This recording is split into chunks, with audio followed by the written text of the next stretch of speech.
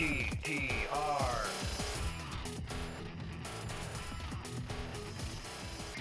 Hello everyone, I'm Dan Sindel and welcome to Easy GTR online video guitar lessons. This is part 2 of learning how to play Pachelbel's Canon in D major, and as always we've got lots of work to do today. And what we are going to do is we're going to take a look at the easy version of the ebook. We're going to work through sections A to sections B. Then we're going to have a brief discussion of intervals, a little bit of basic theory for you guys. Then we're going to take a look at the complete version of the ebook and work through bars 7 through bars 10, which is a basic study of intervals. Now, if you have not already downloaded the ebook, this is a great time to do that. So please go to www.easygtr.com, sign up for the newsletter real quick, and we'll send you a link to download the ebook. And before we get started, I always have to give credit where credit is due. And I'd like to thank my sponsors, Seymour Duncan Pickups, for helping me out with these P-Rail pickups. If you haven't played these pickups, they're really cool. You can actually get 3 pickup sounds in one pickup. And I also like to thank Willie's Custom Guitar Repair for wiring up the guitar for me. It's a great idea for us to analyze the score of Pachelbel's Canon in D major before we start playing the song. That way you have a better understanding of the actual composition itself. Now, a canon is when a piece of music is imitated and repeated. And as you can see here, guitar 1 in the red area comes in 2 measures after the bass and the basic chords come into play. Then 2 measures later, at bar 5 in the blue area, guitar 2 comes in playing exactly the same thing as guitar 1, and it will continue that way to the very end of the song. Guitar 3, which is in the green area, will now come in 2 measures later at bar 7, or section B. And as you can tell, guitar 3 is arranged differently than guitars 1 and guitar 2. And this is true until the end of the piece.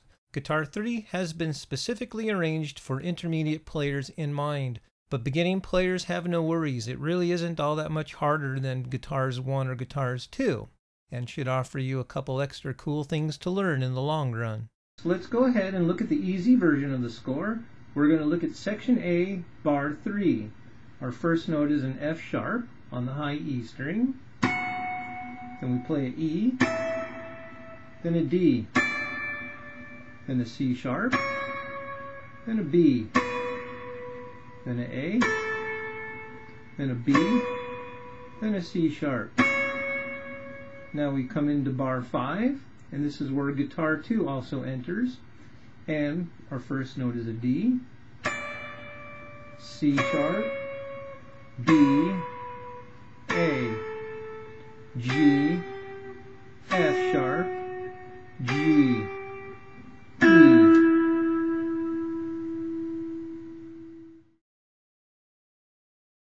Now let's look at section B. We're going to look at bar 7 and bar 8. I'm going to play this just a little slower for you because now we're looking at sequences of eighth notes. Here we go. 1, 2, 3, 4. D, F sharp, A, G, F sharp, D, F sharp, E, D, B, D, A, G, B, A, G. Now you notice I'm calling out the names of the notes as opposed to the numbers on the tab.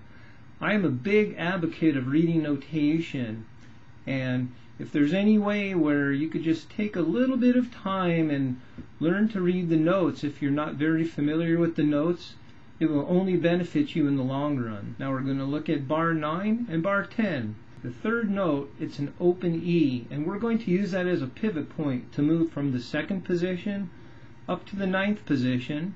Then we're going to move to the 14th position. So bar 9 will look like this.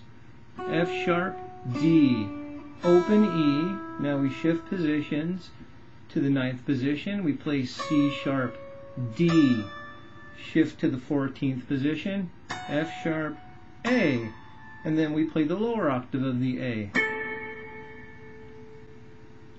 So that phrase will look like this.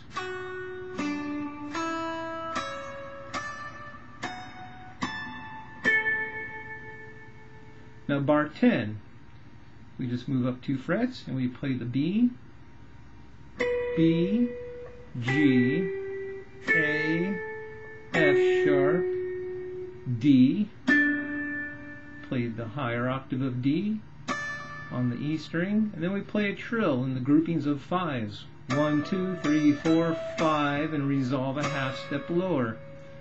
And if you notice, from 10 to 9, you can slide that note, so it would look like this. Just get that little slide in there from the D to the C sharp. Okay, excellent. Now we've moved from section A to section B. Before we move on and discuss the third guitar part of the complete version of the Canon, which if you had not yet already downloaded, this may be a great time to do that. I would like to discuss some more basic theory with you, as I really think it will help shed some light on the next part of our study. What we're going to do is take a quick look at the basic concept of intervals. And once again, I thought it'd be fun to use the guitar wheel to illustrate the point, so let's zoom in. Intervals are the distance between two notes, measured by the distance of half steps and/or whole steps. Interval names are qualified by the terms major, minor, perfect, diminished, and augmented. Diminished intervals are 1/2 step smaller than minor or perfect intervals. Augmented intervals are 1/2 step larger than major or perfect intervals, and as a quick reminder, a half step equals 1 fret and a whole step equals 2 frets. And we are working in the context of a chromatic scale, which is a scale that consists entirely of half steps.